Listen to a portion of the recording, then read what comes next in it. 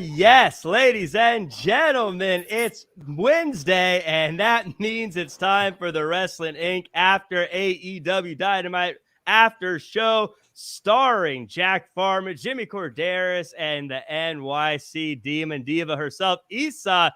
So good to see you guys on the last not the last AEW show. I guess we got one more this year, but AEW Dynamite, last AEW Dynamite of the year. Let's start before we get into all the gossip and what happened on the show. How are you guys doing? Issa, let's start with you. It's the holidays, so I'm not going to talk about how Bow Wow is the greatest musical. Why don't we talk about the guy that you've been sticking up for, Logan Paul, and the drama that he's dealing with? Bad Bunny didn't do anything wrong this year, but your guy Logan Paul's out here scamming people by the millions. Listen, this isn't Monday. I'm not here to talk about Logan. I'm here to talk about it. I rep Bow Wow on Wednesday. Oh, Bow Wow, right? You're changing your tune real quick. Oh man, I'm sure Jimmy's ready for this. This is gonna be a long night, Jimmy. That's all right. During this festive season, I thought I didn't have to bring out the ref shirt, but maybe I should have. Yeah, anytime me and Issa are on, you got to bring out the ref shirt. Gotcha. How'd you guys fare during the holidays, though? You guys get through it okay? Well, at least the first part. We still got one more holiday left with New Year's coming around, I guess. And my birthday. But yeah, I did great. It was a nice 84 degrees in Puerto Rico. Christmas Eve is the big holiday for us and our tradition. So Christmas Day, we kind of just spend it in bed hungover from Christmas Eve. But I had a great time. Got to fill my mom's house full of people, my aunties, my uncles, my cousins. My mom hasn't been feeling very well. So it was just fun to see the house full and her smiling. It was actually a great holiday, to be honest. Nice. Very cool. And Jimmy, did you stay? I'm sure it was a nice warm 80-something in Canada too. Well, it depends on what scale you use for measuring the temperature. But it was a little bit chilly this weekend. We got some snow, but like Issa said, you spend it with good friends and family. And, we didn't have a big gathering, but it was a nice gathering. And kind of like being of Greek descent, Christmas Eve is a big deal for us as well, as opposed to Christmas to know. Good to know. Yeah, it's maybe a European thing, we just celebrated all weekend. It was nice that Christmas fell on a Sunday this year, so we can celebrate all weekend. Right. How about you, Jack? My whole week, though, like even today, getting into the show, it's like time for Rampage. Wait, what day is it? I know. I feel a little out of, especially with Monday and Tuesday kind of being pre-recorded shows, but then we have tonight and Friday being live shows. Like I feel a little. My schedule doesn't feel like it goes back to normal until after we get over like the New Year's Eve and New Year's Day holiday.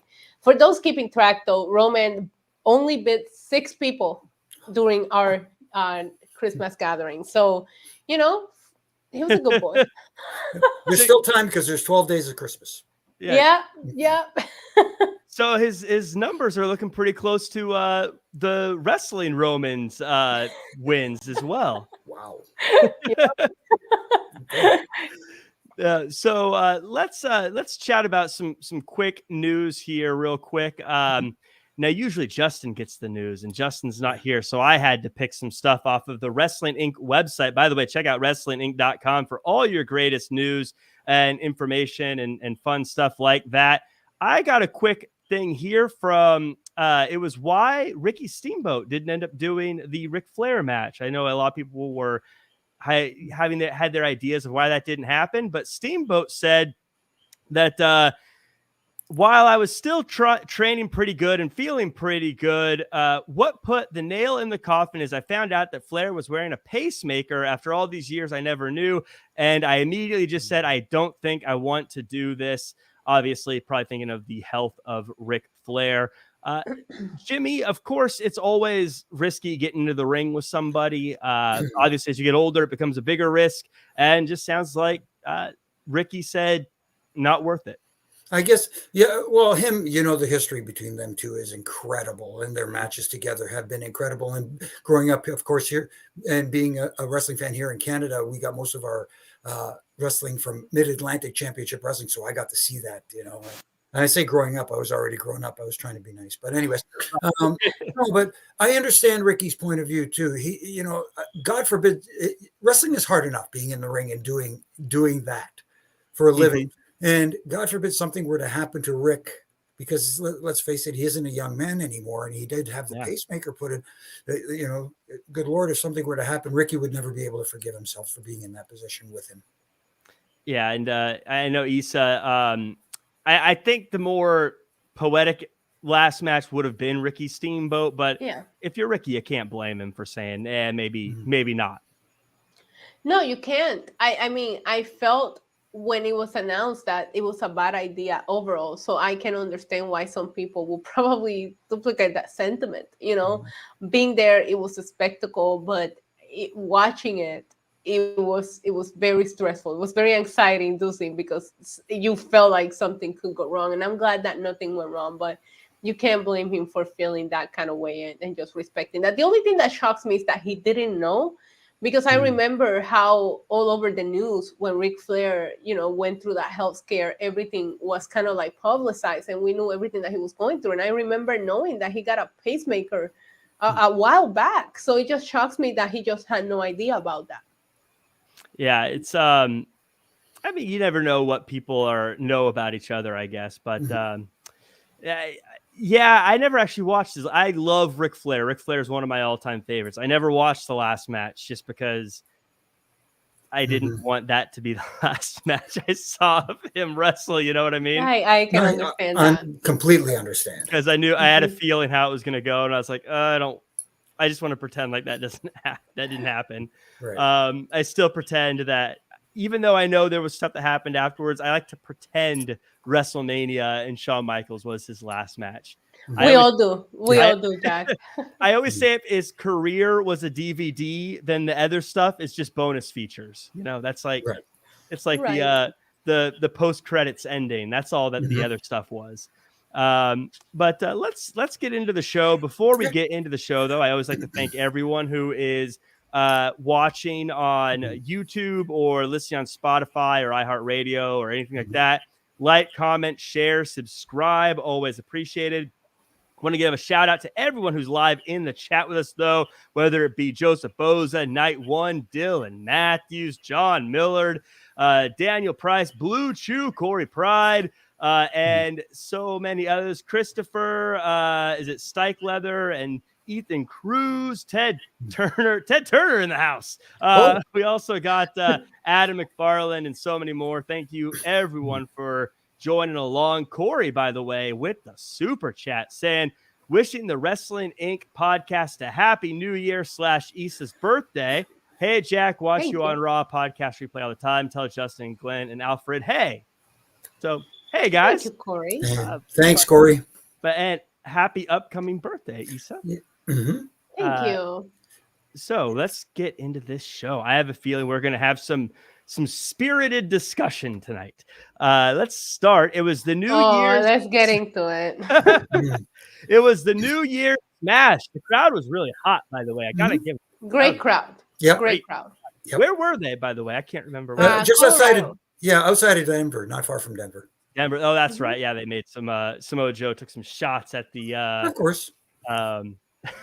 at the well, then it started with MJF. MJF is the first one who took a shot at Colorado. Oh yeah. You're right. Let's talk about that. So let's talk about that. So Bryan Danielson versus Ethan Page kicks off the show in a match that took us to about the 20-minute mark of the show. Bryan Danielson gets a hard-fought win.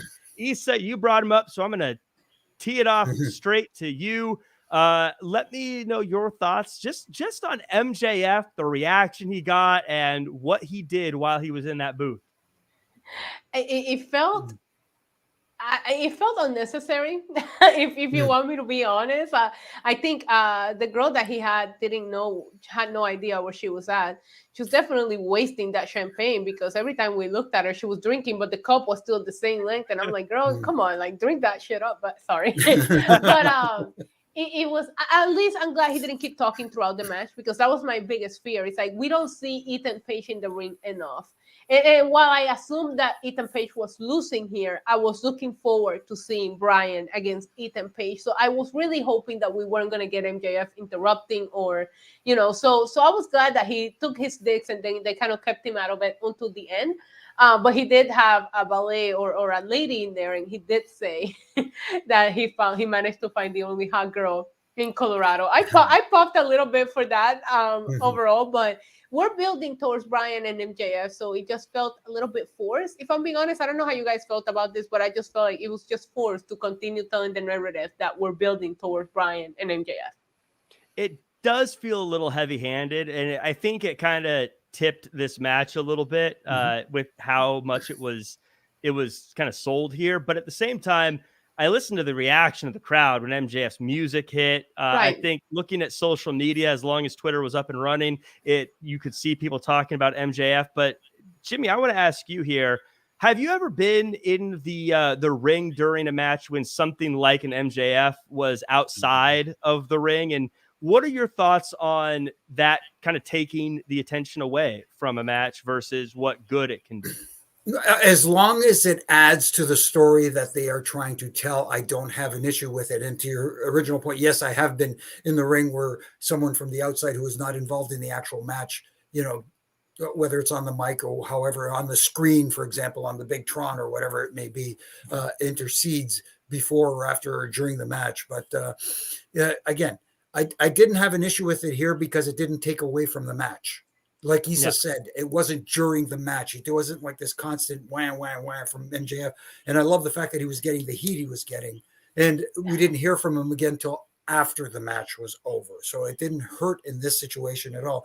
And again, to the match itself, I enjoyed the match very much. I'm a big fan of Ethan Page, not just because he's a Canadian from nearby Hamilton. Homer. Nearby Hamilton, Ontario, Canada. I love the match because poor Jimmy, you're not biased at all, right? No, he was getting heat from that crowd. Daniel Bryan was getting cheered. He was getting booed. It was heel. There was a definitive heel. There was a definitive baby face, which helped tell the story, which added to the point where they didn't have to rush and do everything fast. He took his time and let Daniel Bryan sell his offense. He acted like the smug heel that, you just want to throw your drink at the screen if you're watching at home or something like that. You know what I mean? I thought the match was done really well, was paced really well, and accomplished its goal. Yeah, to your point, and Issa, I definitely want to send this to you here, is to me, this felt in a lot of ways like the coming out party for Ethan Page. I think a lot of us have known that he's really good and can do really good things. I think a lot of us knew he wasn't going to win today, but seeing him hang with Bryan Danielson, I could totally see this being one of those things where they meet again down the road after Ethan Page has been heated up for a little bit and being the guy to be a winner or a champion or something like that. What do you think, Issa, is Ethan Page's ceiling?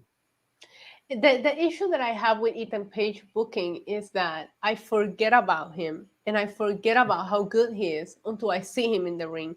And unfortunately, every time that I see him in the ring and I find myself getting behind him because he's so good, he loses. So how long can we book Ethan Page like this before it really start affecting him and he loses momentum? That is my concern because I'm not familiar with his work prior to AEW. So all that I know is this Ethan Page that they're presenting to me.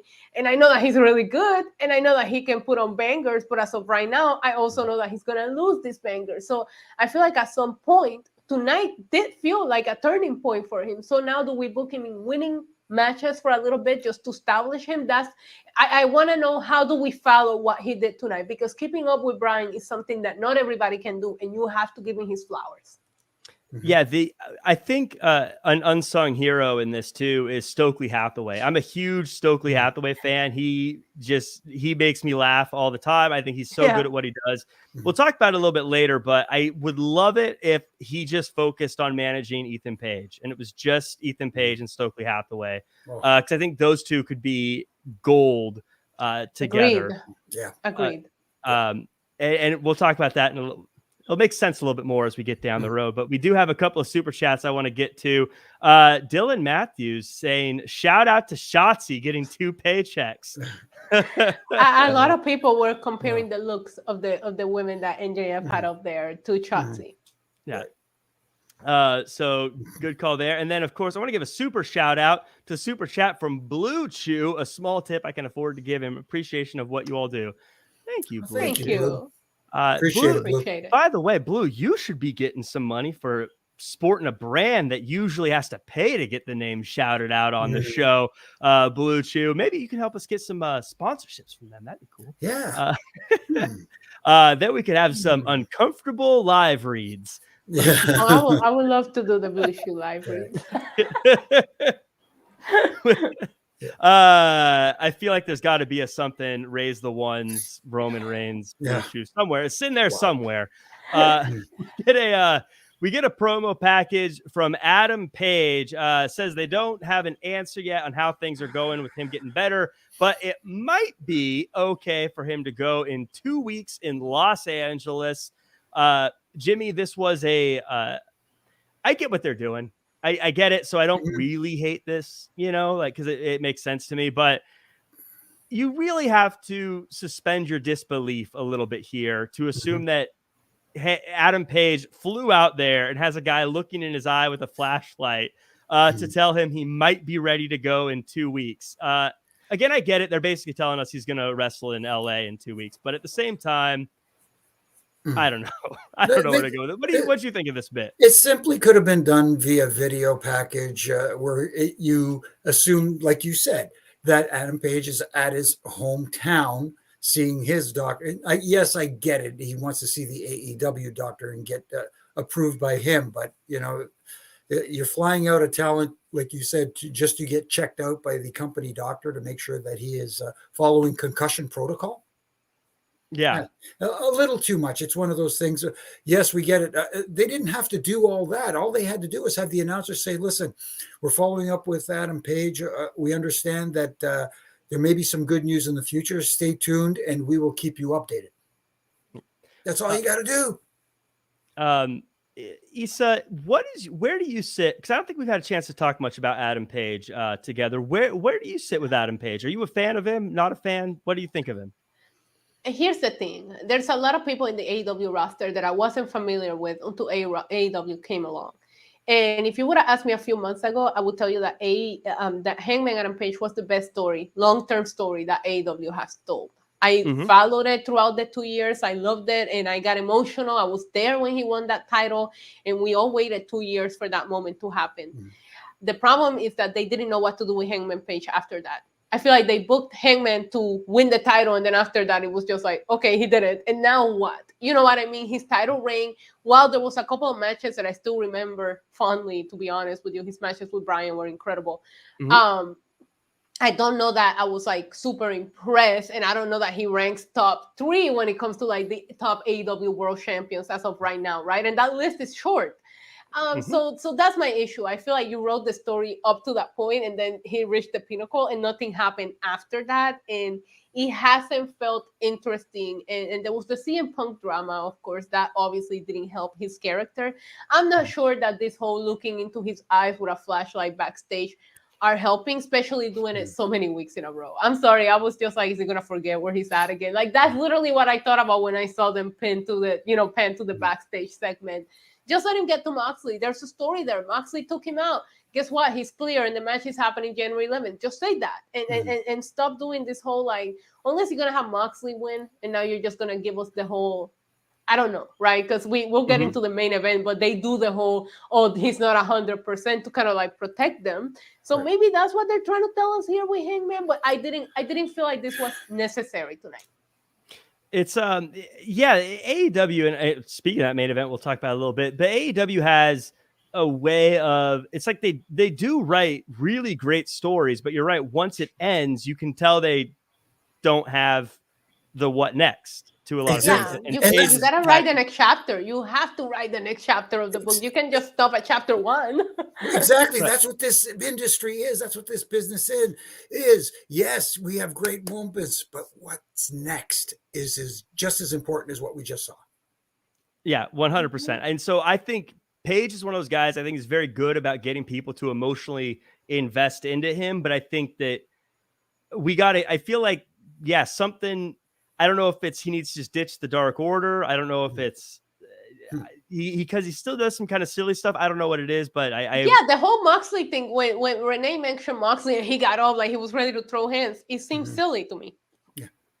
So I don't know. I really like Page. I hope he's able to come out of this, but this to me felt like it was overthought and kind of silly for something just to say I'm coming back in 2 weeks. I think I would have rather just hey Mox, I've seen you talking trash. Well, I'm going to see you in LA. And there's something about both Moxley and Hangman on the mic cutting promos that you will feel like maybe we should announce the match so that way they can go at it for the next 2 weeks in a promo battle instead of seeing these silly backstage segments that are not doing anything for anyone. Right. Yeah. So we continue on. Speaking of Jon Moxley, we get Jon Moxley and Claudio Castagnoli versus Top Flight in a match that was way more competitive than I thought it would have been and way more fun than I thought it would have been, to be totally honest. Blackpool Combat Club get the win here. Jimmy Korderas, was this an example of getting over without going over for Top Flight? Yeah, I guess you can make that argument here because, like you said, they did get a lot more offense in than I expected. And, the heat, the only issue I have is how they got the heat on which body part on Jon Moxley, especially because prior to this, we saw there was a backstage interview where they were interviewing Wardlow and Samoa Joe attacked Wardlow with a metal pipe and took out his knee. So we go into the tag match, and what body part is injured on Jon Moxley and they're getting heat on? The leg, the knee. Do the producers, when they put these things together, or when the guys, do they not communicate with each other and says, okay, what do you guys, what body part are you guys working on? What do you know what I mean? And it's just Brian worked the leg quite a bit too in their match as well. Exactly. So I guess nobody, there's no communication between what's going on in the matches. And sometimes it's like if three guys have the same finish, you can't have all three guys go over the same finish. Like we had tonight, we had two of the same finish pretty much. But anyways, we'll get to that later. Yeah. So, of course, Blackpool Combat Club get the win. I don't think anyone's going to be too upset about that happening. But Issa, well, actually, are you okay? Or are you upset they got the win? No, but Claudio killed the man. That uppercut to end the match. Oh, my God. How are we not talking about that? That was attempted murder. That was attempted murder. Claudio is so good at what he does. He first, he's so good at looking like he kills people, but then also making other people look good when they get offense in. I think he was absolutely the glue in this match that made it. 1,000%. They kept Mox on the outside for the majority of it. It was all Claudio here, and obviously, I thought he made the other team look excellent. But that finish, I was a big fan of just that just straight up uppercut that looked like he just killed this guy. Yeah. Claudio, I mean, it's not a shock to anyone, or it's not controversial to say that he's very good at what he does. But and really quickly, it also depends. It takes two when you do a finish like that because it's the way you sell it as well, and it was sold perfectly too to look like a finish. Oh my God, I popped for it. It was done perfectly and beautifully by both of them. You're absolutely right about that, Jimmy. That if you don't sell it, it goes nowhere. Right, and so. Issa, do you think that Top Flight could find themselves as tag team champions realistically? You know how, and here's the issue with the pacing. I feel about Top Flight the exact same way I just described Ethan Page, where it's just like they're going to come out, they're going to put on a banger, but they're going to lose. How long can you book them this way until it starts affecting their momentum? I thought they looked great. I think their matches always look good, but I don't know that they're always in the W side of things, especially when they're wrestling somebody to the level of Claudio and Moxley here. So I think they're great. I just feel like you need to start booking people in different fields so that way the right people can get the wins here and some more people can get over. Yeah, this is to me one of the problems that they face with they're good at booking these matches for titles and things like that, but when the other teams like a Top Flight, because if you're looking at two cold tag teams, there's no rivalry between them. Just two people. Hey, we're putting on TV for a competitive matchup. Because so many tag teams in AEW are already established tag team names, there's not really a lot of people that Top Flight can get wins over without it feeling unrealistic. Like they're not going to be FTR or the Young Bucks or the Lucha Bros but that's the kind of win that they need in order for you to say, oh, okay, I'm going to start taking them seriously now. You can only go so long with getting over without going over. Eventually you have to go over. The way FTR is doing lately, they might get a win. So, sorry. So they can't beat the Guns, but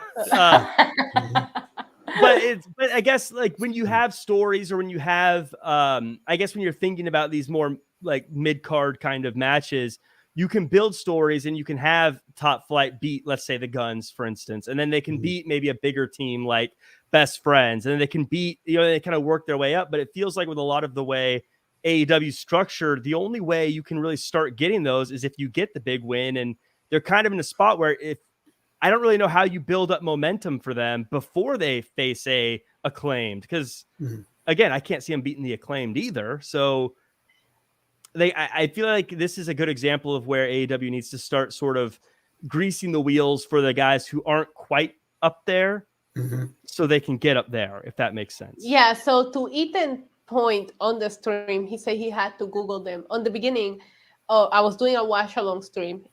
You guys can find me on YouTube, NYC Demon Diva, sheep plug. I do watch-alongs. And I was calling them AR Fox because there's a group of generic tag teams that put on really good matches, but they go on to lose. They're not memorable as of right now. There's a couple of tag teams that are putting on really good matches, but they always lose. And I feel like they fall in that category. Now, again, we said the same thing about Ethan Page. They kept up with two of the best AEW have to offer. So how do you book them from here in order to make them stand out? Nice. Yeah. Yeah. It's a bit like what happened, and we'll talk about Ricky Starks here in just a second, but it's a bit like Ricky Starks. It was like he lost. He was in a tournament, he won. And now we're supposed to think of him as a world title guy, as opposed to that, like, ideally it's a world where you get small wins and they become bigger, and then over time they get bigger, and you follow a journey, as opposed to, oh, now it's this guy's time. Right. Wins and matters. Wins and losses matters, no matter what people want to believe. Exactly. Because eventually, like I said earlier, eventually people get tired of guys getting over without going over. You have to eventually go over. Yeah. Well, speaking of not going over, we got a promo from Kip Sabian against the Best Friends. Kip Sabian wants a title shot, but technically Trent is the number one contender, as said by Orange Cassidy. Issa, I look at a Kip Sabian. I like the look. I think he wrestles well.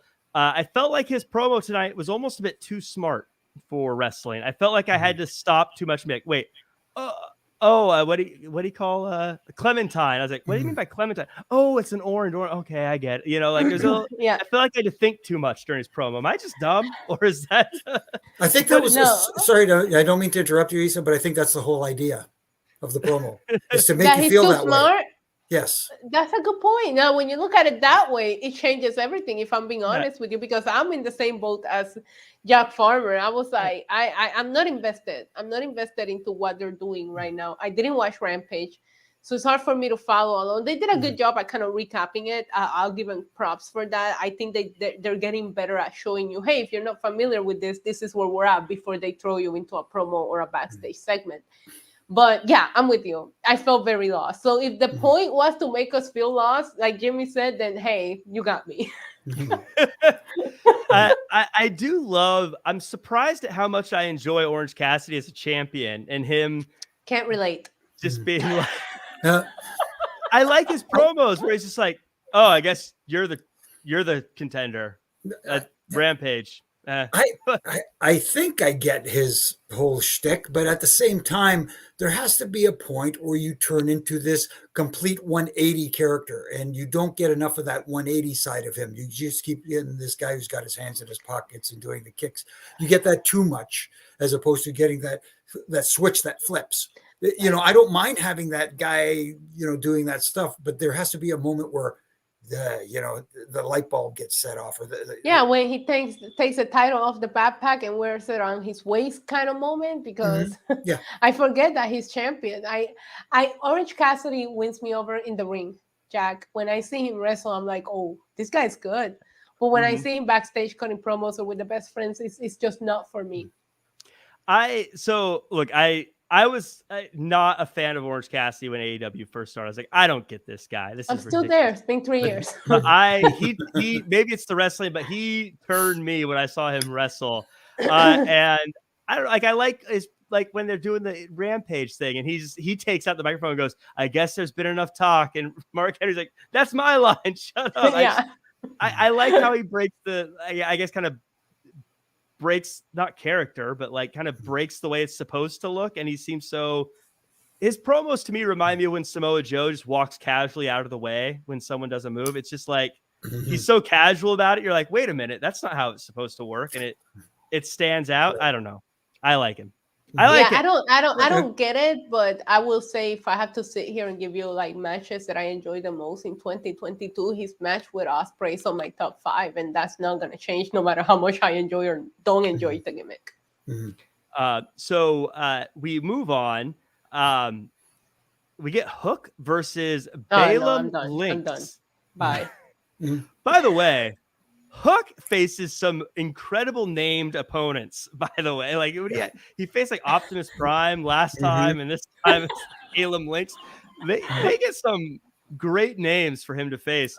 But it's a quick win for Hook. Stokely comes out and calls Hook the Southwest Airlines of AEW. Jungle Boy comes out and attacks Lee Moriarty while Big Bill and Hook stare each other down until Bill goes to chokeslam Hook, but Jungle Boy takes him out with a 2x4. Jimmy, I felt like Big Bill should have got the chokeslam on Hook. We've never seen Hook laid out. I think that would have been a moment, him to lay out Hook and stand over Hook. What a shock, getting sympathy for a babyface.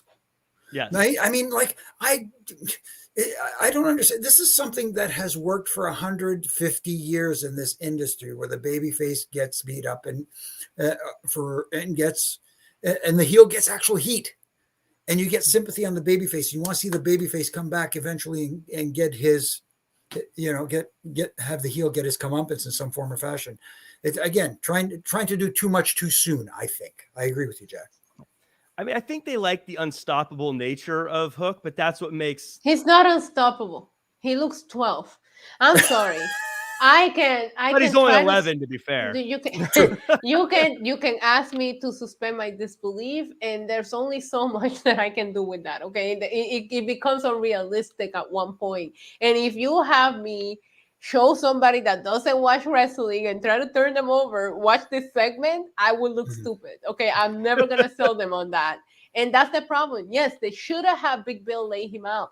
Then you have Jungle Boy is gonna make the save. 2 of them combined. Don't make one Big Bill here. Okay, like this is the most malnourished freaking tag team I ever seen. But somehow we're supposed to believe that they're gonna take out these guys. It's not working for me.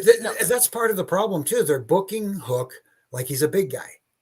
Like but he's not, and he looks it. He's not. Yeah. He doesn't even brush. He doesn't even know how to brush his hair, Jimmy.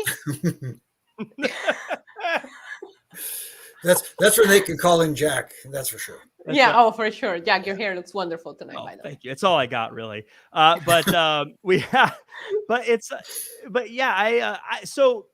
I'm kind of beige on Hook. You know, I'm kind of like I don't.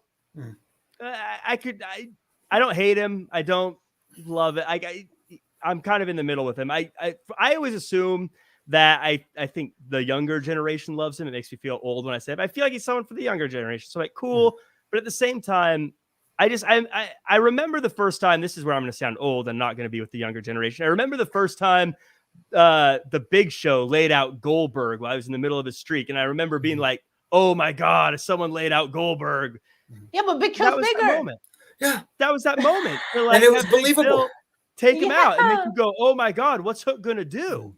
But they already laid him out. Like, I'm sorry. Like I said, there's only so much of my belief that I can suspend here. I can't do it for this. I just can't. And like you said, maybe it is for somebody else. And if it is for you, props to you. I thought he hit a beautiful looking suplex where I'm like watching it and I'm like, yeah, that's Taz Kid, okay? Like when he hit that suplex in the match, I was like, okay, I see it. But outside of that, I can't get behind this. And it feels like the Hook momentum and even the Jungle Boy momentum might slow down with what you're doing here right now. And there's a lot of people whose momentum has been stalled. I don't need to see any more people that felt like stars also feel like they're stalling. This is where I hate the fantasy book, but this is where I would say you have Big Bill lay out Hook. Then maybe next week you have him do it again. Then when they have their match, even if you want Hook to go over, you have Hook try to suplex him but can't. Try to suplex him again but can't. How can and then he? Eventually, in the end, he hits the suplex after like 4 failed attempts. And I think the place would go nuts when he finally gets him over. But now it's like, okay, now I'm not really that interested in seeing the match because I've already seen him send Big Bill packing. Right. So, but I did want to circle back on this real quick from this segment. Stokely Hathaway coming out for this is where I really felt like I wish he was just with Ethan Page, because this kind of just muddied the waters to me as far as like, what is Stokely doing? Where's his like Paul Heyman doesn't come out with people who aren't related to the bloodline. You know, he doesn't. Or people who are losing or looking like losers. And now in 2 segments tonight, we saw him in that direction. His big guys got laid out. Ethan Page did not walk away with the W. So it makes you feel like, why is Stokely invested in these people? Right. Right. And so I just wish I wish Stokely just focused on Ethan Page and they became a group, and that was sort of it. But I feel like him being attached to all these people make it feel like his involvement doesn't really matter with any of them. He's just sort of out there. No, I get that completely. So we got a couple of backstage segments. I just lumped them together because they go together. But Jericho first comes out and says that he doesn't like Ricky Starks calling him jobbers and jassholes, even though he does say that was a good one. It was good. It was good. Says he's going to fight Starks in Seattle next week, but Ricky Starks retorts and says Jericho isn't putting an end to the Ricky Starks experiment. I don't know if there's a whole lot to take away from this. I think the world sees the future in Ricky Starks, but he definitely needs a dub out of this one, right? Yeah, 1,000%. And I still think that Jericho is in a position where getting a win over him matters. You got to be careful on how you book him, but I do think that Ricky Starks getting a win over Jericho will help him, because that promo battle that he had with MJF did feel like a coming out party for Ricky Starks. It was a moment, and the match was okay for me. I do think that this is where you can turn things around for Ricky Starks, so I'm hoping that's the direction that we go here with Ricky Starks. But I've been wrong a lot of times here, so I don't know. I don't know. Jericho gets booked very, very, very well in AEW, so I can't guarantee you that Ricky's walking away with the win here.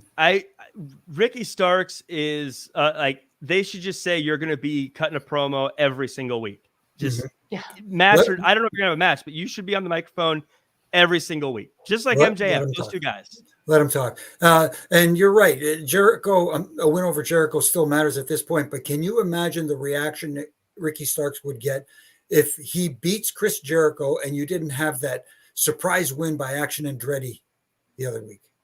Because it makes Jericho look weak. It makes Jericho look weak. It makes him look susceptible. I don't want to use the word weak. He looks susceptible. I'm going to use that. I don't mean to correct you there, Issa, but it's just, I'll say weak. Yeah, go for it. Cool. But can you imagine how much more a win over Jericho for Ricky Starks would have meant if Action Andretti didn't defeat him? But it was such a moment, Jimmy. Come on. It was a moment, but I was just gonna say I loved it when Action Andretti won. I was such a nerd in my living room. I was like, go, you did it. I was like, it was like I knew him my whole life. I was like, you did it, buddy. I'm so proud of you.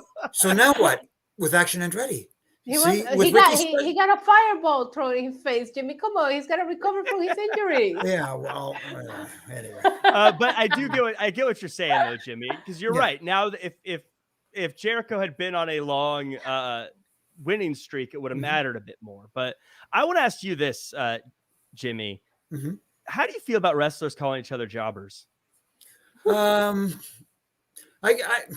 I get that a lot of the fans know some of the insider terminology, or at least think they know some of the insider terminology. I wish they would pretty much stay away from it. You know, you don't need to start using insider lingo to look like like the cool kid in the class. You know what I mean? There's still some things that you should, Yeah. keep behind the curtain, even though the curtain's been peeled back a little too much. Yeah. I kind of feel the same way, but since you've Yeah, actually and been there, I was curious. and there are people, if you again, I talk about how AEW caters to their viewership and not to making new viewers. There are people that don't know these terms. There are. I remember I was having a conversation with my nephew the other day, and I said something about somebody doing the job. I said, The Rock needs to do the job to Roman. And he was like, what? And I'm like, okay, I get it. Like, not everybody is in the same terminology. You're catering to a certain kind of group that's going to get the joke, but there's going to be other people that are, I mean, you're going to get it. Right. The term jobbers kind of speaks for itself, but it's just like, I wish it was more of a, let's get everybody to understand what we're saying here. Yeah, I agree. I don't know. I'm not like upset about it, but there's a part of me that's like, well, what do you say? Enhancement talent. Like also jobbers is just, it just rolls out easily. Jimmy, what do you think is the, I like that too. Jimmy, what's the right term? What's the right term? Jabroni. Jabroni. Well, The Rock, brought that out to the forefront, but it worked in his case. It became his word, so to speak. You know what I mean? Yeah. The way The Rock said it, it could have been anything, and you would have known it was a put down. He could have said any word on The planet Rock can Earth make everything but Black Adam be cool. So wow. Okay. Never mind. That's true. I'm sorry. I'm just gonna keep drinking. I'm sorry. So we do move on here, and Swerve has a backstage segment where he said he got rid of someone that doesn't believe in his vision, and he got two guys that do. Wheeler Yuta shows up and says that Swerve disgusts him. We're doing a segment. Issa, Wheeler Yuta has kind of become AEW's nosy Nelly here, just kind of sticking his nose in people's business. Like first was MJF, now it's Swerve. Like, he ain't done nothing to become that person. Like go somewhere, and don't you have towels to hand out to Claudio and Mox after their match? Like, come on. I'm sorry. Don't hold back. Don't hold back, Lisa. Tell us what you really think. I'm not big on Wheeler Yuta. It's just like there's just a lack of charisma. Even when you want to know the moment that it was that I was just, I'm done with this character. It's when they try to make him go toe to toe on the mic with MJF. That's when I was like, I'm done with this guy. I mean, Wheeler Yuta, I think, is a classic example of one of those guys that you need to give him some rivalries he can get some wins in and develop. No, you need to give him charisma. We know he can wrestle, Jack. It's just having him talk, like stuff, like give him a gimmick where he's muted forever. But like, I guess like if he's gonna come in, even if he is charismatic, if he's gonna come in and say to Swerve, I'm going to teach you a lesson. Really? You lose every week. Why would I be intimidated by you coming in here and wagging your finger at me? I don't. It's some things are just not thought out completely. Let's just put it that way. And like you were saying, if someone isn't that good on the mic, sometimes their choice of language and some of the terms that they use just doesn't resonate. And as much as a lot of the AEW fans hate the term sports entertainment, at the end of the day, you have to be a good wrestler and a good sports entertainer. You need to be able to do both, not just one. My dog will beat him in a promo battle. Come on. Your dog's pretty good, though. Yeah, but he's charismatic. So. Yeah, he's got all the charisma. Yeah. I think this is one of those ones where I'm sure they're going to have a great match. I'm sure it's going to be fun, but at the same time, I don't know if you need to give him that many lines in a promo like this, especially to Issa's point, against guys like MJF and Swerve and people who are super comfortable on the microphone. It's kind of setting him up for failure. I don't. Also, I'm sorry to interrupt you, Jack, but it was like the whole Rick Ross thing last week was a mess. So this new faction of Swerve was never really explained because nobody know what really went on that segment outside of a curse word. So we didn't need Wheeler Yuta here. We needed an explanation of why Swerve picked these two guys to be part of this new faction that he's forming and what their motivation is. Instead, we get Wheeler Yuta saying words. No, it wasn't it. And I think, Issa, you just nailed it. I think what we needed in this promo was what exactly is this group? And I get that Swerve is saying, and who is this guy? I still don't know who he is. dude, is he a wrestler? Like, is he from? No, like, he was a baseball player, Jack. I No, nobody knows who he is, and they're not doing a good job at explaining it. I mean, so yeah, that's exactly where you need him to be like, this is my group, and the reason I picked, like, this is what our plan is. I mean, I get, like, we share the same vision, but what does that mean? Right. You know, because even you look at the bloodline, like, it started with Roman Reigns. The goal is to prove that I am the head of the Samoan family table. Like, that is what his goal was. But NWO is, we're here to take over the WCW. Like, right. What are you three together for? Is it to become the trios champions? I don't know. Like, to wear matching gear. Yeah, yeah, exactly. we pair together to sell T-shirts. Exactly. We have tattoos. And get a deal on getting our gear made. Yeah, I do like them. I do like the logo. If I gotta give them props or anything, I thought that Mogul and whatever they're called, I don't even remember, but the logo is really good. Mogul Affiliates. Thank you. Yeah. It looks different. I'm a fan of wrestling merchandise that doesn't look like it's wrestling merchandise. I think they did a good job with the logo and the design. Okay. And they just haven't explained what it means. I am going to show a little bit of bias here. I'm a huge Swerve fan, so I want to give it more time. Like, I'm definitely in that, like, give it time, guys. Kind of a big Swerve fan. You're gonna let it play out. Let's let it play out. I'm a big fan, but I think if I didn't like Swerve, I'd be like, this is dumb.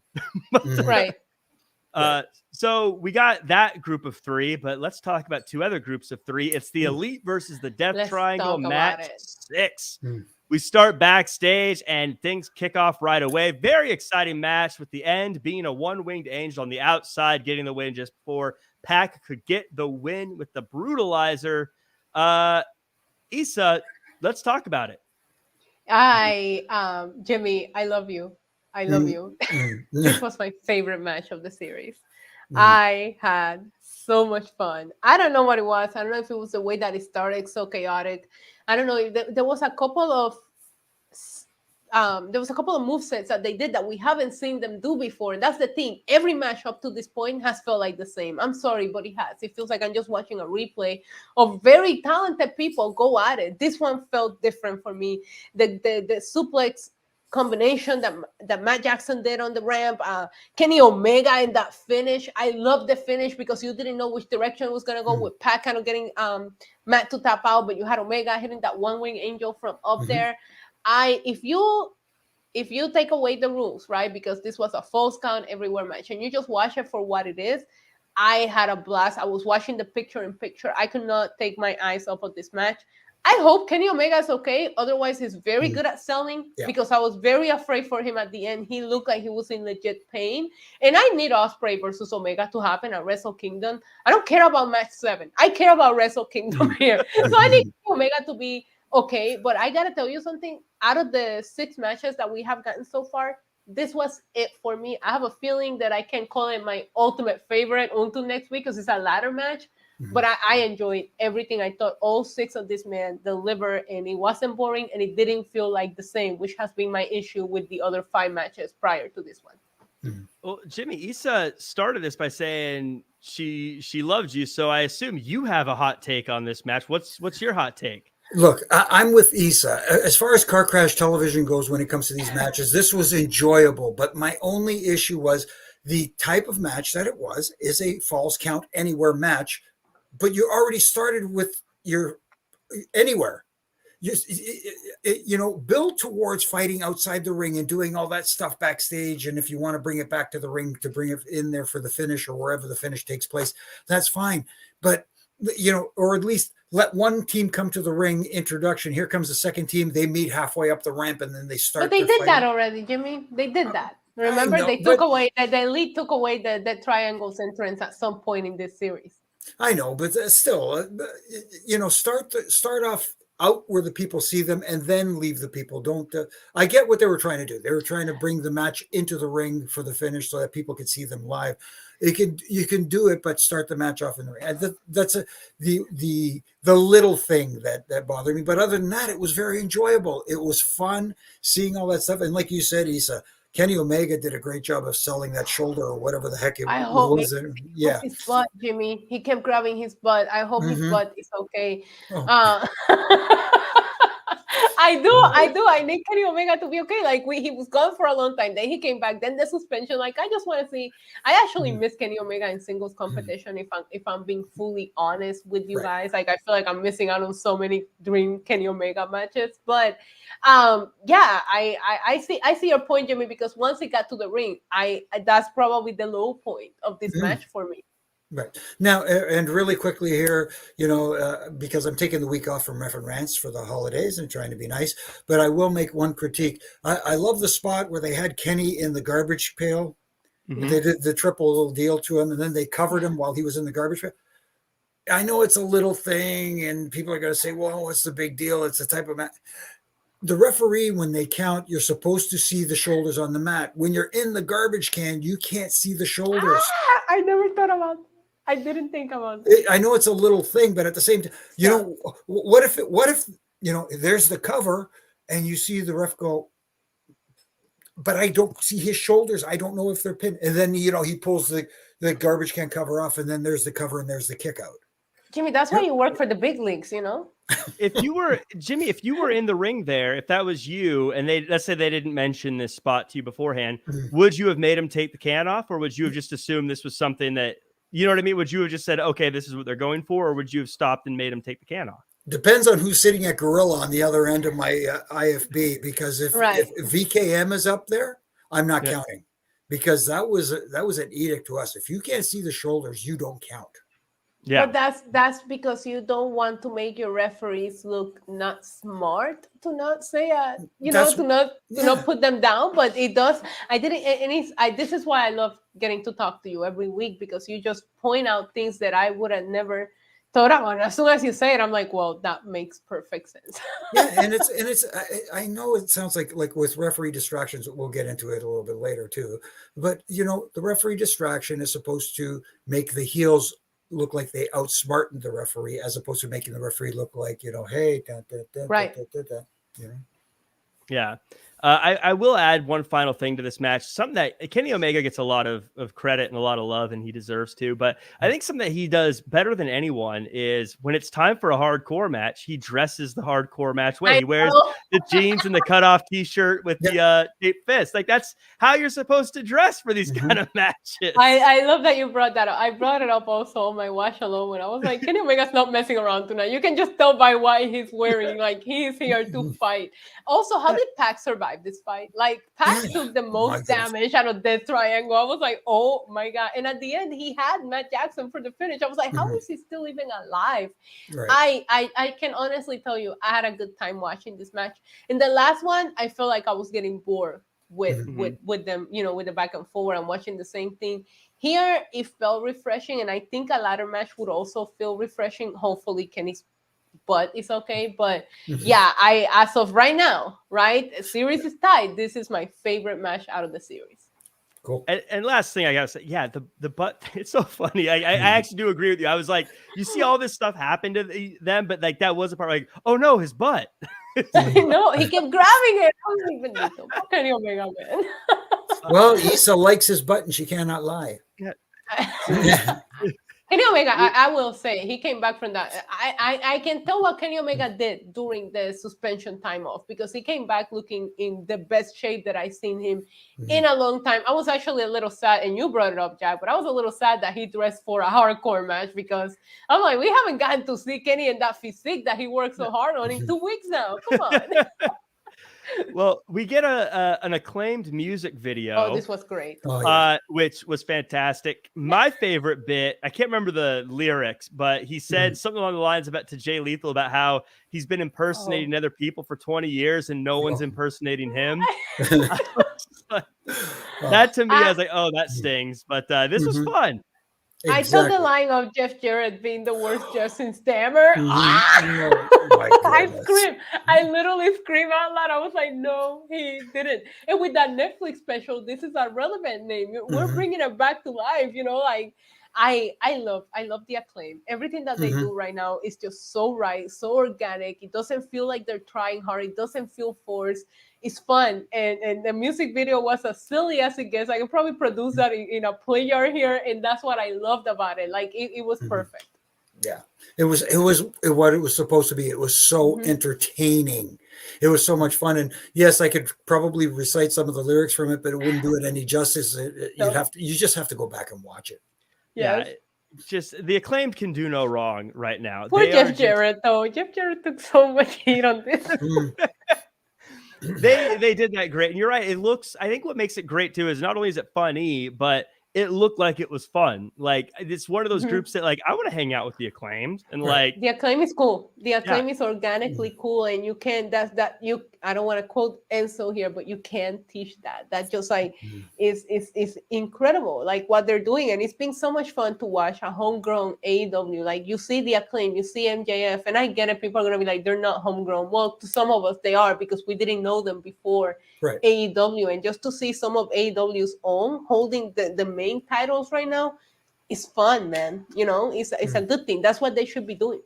Yes, I feel like they're exactly what AEW was trying, like what the goal was like to be fun, and that's what they are. And so them as champions feel great. That you can find in WWE right now. Yes, yeah. So you have something going to your advantage. You cannot find what the Acclaim is doing in WWE television. Right. So we get Tay Mello and Anna JAS versus Ruby Soho and Willow Nightingale. At what time? Right before the main event. Yeah, but a little bit early, but still. Early, but it was before the main event, Jimmy. Yes, you already know. We got 1 week of justice for the women. The main event last week. Tonight, they're right back to the spot. And I got to tell you guys, this is when the show took a turn for me. I was having fun up to this point. Why? It was fun. I was enjoying the matches. I was enjoying the results. I was enjoying everything. What about this turned it for you though? Just because the match wasn't good. The match wasn't good. This wasn't a good match. Even the finish, she missed her by a mile. It was the wrong finish. You have Ruby being taken out by Ty for months, the broken nose and everything, and then you just let Ty pin Ruby like Ruby's nothing. When Ruby is one of your most popular people, and the finish sucked. The match, there was no good chemistry here. There was everything about this felt very wrong. I know the women tried hard. They tried to work hard. Of course, they always do. They always do, but it just didn't click. Nothing seemed to click. And as far as that finish, once again, here we go with the referee distraction finish, which took far too long for one thing, and then. When the referee does turn around, there's the second chair laying there. Then Aubrey has to act like she doesn't see the chair. And, it didn't work. Did not work. I mean, and not to overanalyze the end too, but even just so from where they're going standpoint, you've got Tay Mello and Anna JAS who are on the bad guy side of things, but both the champions in AEW for the women's division are on the bad guy side of things. So I don't really understand how it helps to have them get the win where Ruby, you could get, if she racked up a couple wins, you could probably line her up for a title shot in either one of these titles, and she will be so over. And the part that hurts my non-existing heart here is that we took 10 steps forward last week with the women, the main event, and they put on an incredible match. Like I love Jamie Hayter against Cheetah. I thought they killed it last week, and tonight. All the progress that we might have made last week just took a huge step back with this. Yeah, and not because of the performers. Again, I thought the women tried, like Jimmy said. It was just it was bad chemistry, bad booking. It was weird and a bad finish. We just saw Ruby came back. I thought she should have won here, or have somebody else take the pin so you can continue this feud somehow. But that's not the case. Right. I mean, yeah. In my mind, I would have thought. Ruby Soho and Willow get the win tonight, and then maybe Ruby versus Tay one-on-one, then Ruby versus Anna one-on-one. Then it's been a couple weeks, maybe a month or two, and then Ruby's lined up for a title shot. Bing, bang, boom. Yeah.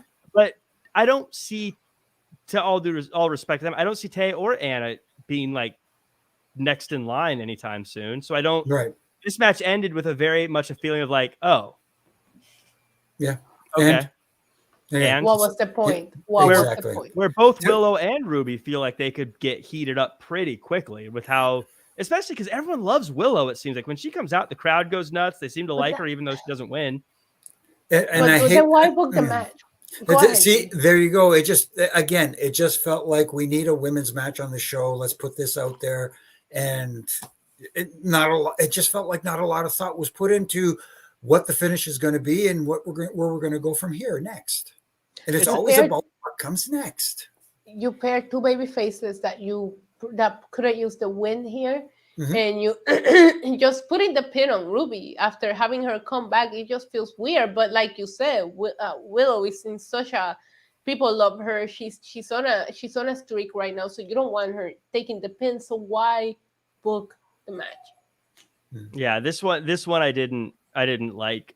You could have had Willow go over Anna and then still not touch the Ty Mello and Ruby, or have, I don't know, because I don't want to see Willow lose here. Again, you booked yourself into a corner with this one, and the match was not great.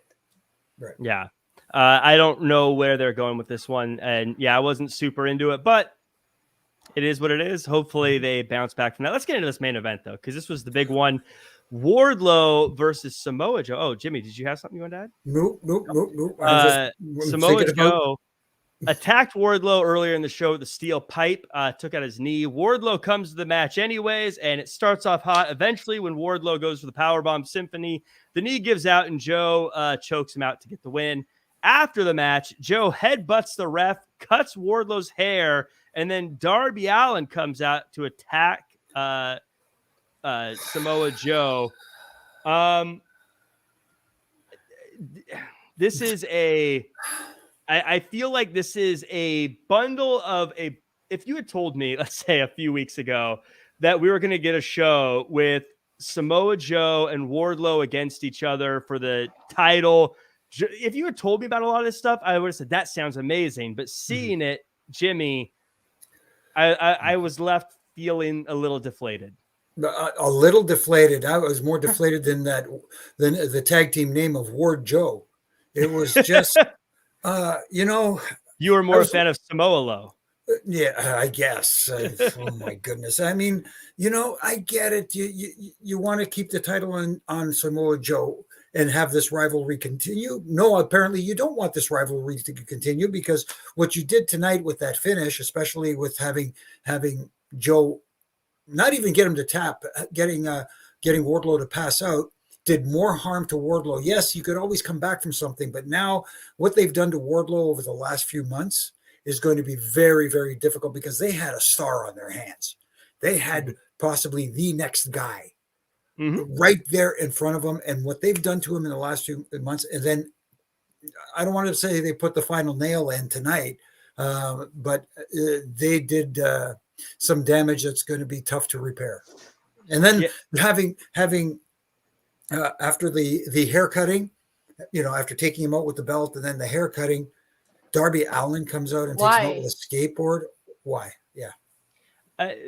So many different levels to this. I mean, just to start off, we've all talked about how Wardlow was amazing. And I mean, there was a time I would have compared him to a Goldberg in the sense that you could have just had him come out and squash people week in and week out, and I think we would have been happy. But that fell apart.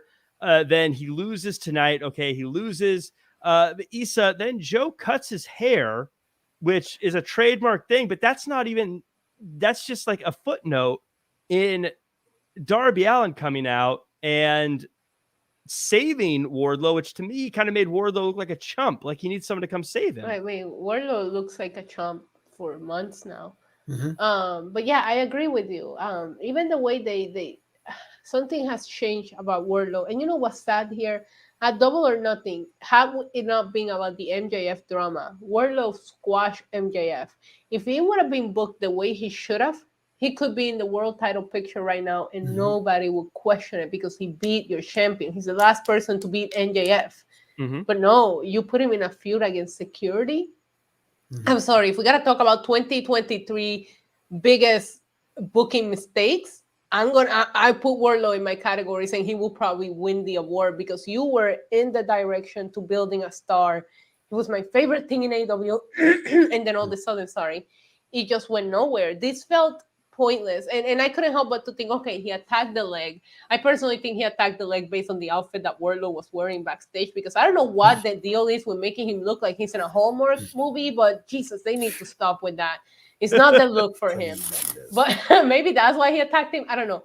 But it's like, what's the point? I get it. Maybe you're protecting him, but you didn't protect him. So what's the point on him selling this leg? And I'm going to come out here. Like, I thought they were going to do the baby face. Like, oh my God, look at him. He overcame the odds and beat Samoa Joe. At the same time, I'm thinking, then what was the point of putting the title on Samoa Joe to begin with? Like, I was very confused going into this match. This match did nothing for anyone. Like I told you, when that 920 hit, everything took a turn for me. And it felt very... I'm sorry to compare them, but it felt very WWE. Remember when WWE used to end their shows in a super sour note where you were like, why am I going to tune in next week for? That's how this finish felt. Like, why is Darby out here? What does he have to do with any of this? Like, nothing about this made sense. As soon as he cut the ponytail, I was like, who did Wardlow piss off? At this point, I'm like, call human resources. Like, what did he do? Because I see he must be in trouble here. Like, this isn't the Wardlow that I was watching 7 months ago, and it's crazy that this is where we're at with him. I'm against all of this. I hate it. I hated everything about this. Well, and let's pretend everything went well up through the match. No, I suspended my disbelief with Hook. Okay, you already got me back at the middle of the show, so you already here. It's not gonna happen anymore. So like this is the second time they've had a match. Joe's gotten the win over Wardlow twice. I feel like this rivalry should be done. But cutting the hair to me, and where does Wardlow go? To wait with Miro? To wait on creative? Is that what we're doing with Wardlow now? Like the cutting the hair thing should have happened 2 weeks ago or whatever to build up to this match. To build the it should have not happened. It should not happen at all. Sorry. No, I mean, I agree, but if it's gonna happen, like you have to. What's Wardlow gonna do now? Just oh shucks, I got my hair cut, or I don't want to see another match. I've just seen Samoa Joe beat you twice. Then have him take him out in a way that people will say, "Oh my goodness, I could see how he took him out." He had him not even submit. He got him to pass out and then took him out with the belt. He didn't even use the right scissors. Those were cheap scissors. Those were not even hair cutting scissors. I don't think Joe cares there. But you're not going to get layers with those. but here we go again. Here's a finish. Here's a finish again. Where he got, he put the rear naked choke or whatever you want to call it and got him to pass out, kind of like in the first match with Daniel Bryan. Wasn't that a pass out finish as well?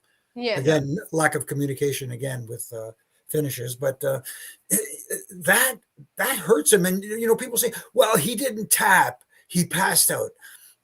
That's almost worse. You know what I mean? At least if he'd have done something, he metal piped his knee. Do something to the knee where the point where the pain is unbearable, and and have maybe the doctor at ringside throw the towel in. Which they did. I thought that's what they were going during. I don't know if you noticed during a picture-in-picture, they had him outside talking to the doctors, and I'm like, oh, they're gonna take Wardlow out, right? And obviously it'll put the heat on the doc, but it's better than putting the heat on the referee or no heat at all on. At one point, I thought that's where we were going, Jimmy. I thought somebody else was going to come out instead of Wardlow when Samoa Joe's out there, nobody's coming out. I was like, okay, so Wardlow was taken out earlier, and we're just going to get a different match here, and the match is not going to happen. I almost wish they would have gone in that direction. And I get it. Joe is a legit badass, and we get that, but at the same time, you got to build up the other guy as well. He didn't, even though he didn't go over, he didn't get over either, Wardlow in that match. Also, do you not think they diminished the Ring of Honor Championship when Darby makes the save, all 90 pounds of him make the save, and he just doesn't even stare at the second belt. He just picks up the TNT title and looks at the Ring of Honor belt like he has the cooties, like he had COVID on it. He's like, I don't want to touch that. This is the one that I want. Like, what are we trying to do here? I was thinking that as when Joe came out with both titles, I was thinking, how come everyone's like, how are they going to separate the two titles from Roman Reigns? And no one's saying that about Samoa Joe. No one's like, how are they going to? I have, because I thought that they were going to go in a direction where the Ring of Honor champions were going to be like Ring of Honor exclusive. But we still see Claudio on AEW TV, and we're still seeing Samoa Joe. But I personally thought, okay, if Joe loses the TNT title tonight, that means they're going to go in a more of a Ring of Honor direction with him, and we're going to bring back the TNT title to AEW television. That's not the case. I think it looks like Joe is going to be featured on both of these programming for a while. I will say that if Darby beats Joe and not Wardlow, I'm done. You want my hot take? I think Darby's Darby's going to beat Mojo next week. You may not see me on Wednesday nights anymore. Darby, because no, Jimmy, you can't leave me. You can't leave me, Jimmy. I'm telling you right now, it's because next week it's in Seattle. It's the new look AEW, and Darby's a Seattle guy, and that arena is going to go nuts. He's from Seattle, yeah. So he's gonna get the title in Seattle, and Seattle's going to go absolutely nuts. And do they even know he's from there? Yeah, in Seattle they do. Don't they know the wrestling rule book 101? You don't win in your hometown. Yeah, he's supposed to be embarrassed in his hometown. Yeah. But I think the plan is, if I'm trying to predict the future, is Darby wins the title in Seattle, and then Wardlow can beat Joe without a title on the line, so that Wardlow isn't the TNT champion. The only way that I will even attempt no. I'm just saying the only way I will attempt to buy Darby Allin beating Joe for the TNT title is if Wardlow was responsible for him losing the title. I would bet that would happen. Good point. I think that'll happen some way too. But again, I don't know if I want to see Wardlow and Joe again. I feel like they've been at. I feel like they've been at. Do you even want to see Wardlow again? Period. He lost his hair. I'm afraid of this new look. I don't see. Like it's. Like I said, that's the kind of thing that is part of. If a rivalry is a 3-act story, the cutting the hair should be the second act, where it's like now it's getting personal. This is supposed to be the end. Yeah, I'm going to tell you something. Okay, go ahead, Jimmy. Go ahead. No, really quickly for Wardlow, I got one thing to say to you. Number two. Well, I was going to say, if you go on social media, if you know what you're looking for, which AEW needs more of the women viewership. And I got to tell you something. If you have somebody that every woman that watches AEW can get behind is Wardlow, how do you ruin that? Like, the girls are not watching for the women's division anymore. You have completely murdered that. So the only guy that you have all the girls like watching for, I don't know. This just doesn't feel like a smart choice. You say the girls, but even the guys are like, I get it. I know. So that was cutting Roman Reigns' hair on WWE television right now. Like, that would be a mistake. Well, I don't. He must have upset someone. He did something. Yeah, it's again. I don't get it, but it is what it is. That does it for us. I think that does it for the show. Anyways. Overall, I think I agree with you guys. I really enjoyed this episode up until about that tag. I don't want to say the women's tag match because then it sounds like I'm being like mean to the women. That's not what I mean, but you know what I mean. They had us in the first half. They had us in the first half. And then it started to feel a little like, I don't know. But Jimmy, let's start with you. How did you feel overall as we close it out? Overall on this episode? Again, the most important parts of the show are how you start and how you finish, and they started with a banger, and it was entertaining up until the finish. They lost me, and and unfortunately, the last thing you see is what you remember the most. And for me, it wasn't a positive. How about you, Issa? Yeah, I keep saying that they had me in the first half up until that acclaimed music video. I was having a blast watching this episode of Dynamite. I was like, we're closing 2022 with a bang. You lost me from there, so I'm somewhere in the middle. 5 out of 10. Loved the first half, and then it turned around, and I hated everything after that 9:20 hour. This has actually been a low key one of the best wrestling Decembers, I think, in a very long time. Usually December is just like a throwaway month. Right. Shows are actually trying. I will give them that. Yes.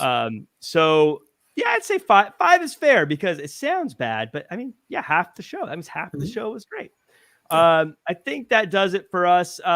You can find me at Real Jack Farmer across all social media. Jimmy, where can the world find you? Well, you can find me here on Mondays and Wednesday nights. Monday nights, usually it's Triple J, and on Wednesday nights we have the lovely NYC Demon Diva, and we talk wrestling. And then you can catch me on my social media platforms on all of them, Monday through Friday, doing my ref and rant. This week, like I said, taking the week off, enjoying the holiday and the festivities, and again. Take care, and everyone, thank you for joining us and tuning in. And everybody, I hope you had a great holiday weekend and have a great 2023, because I plan to.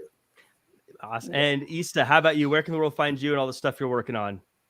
Yeah, first of all, you guys should go follow both of these guys. I love the reffing rant. I love everything that Jack is all over the place. He's like me. We're trying to take over the world quietly. Brian.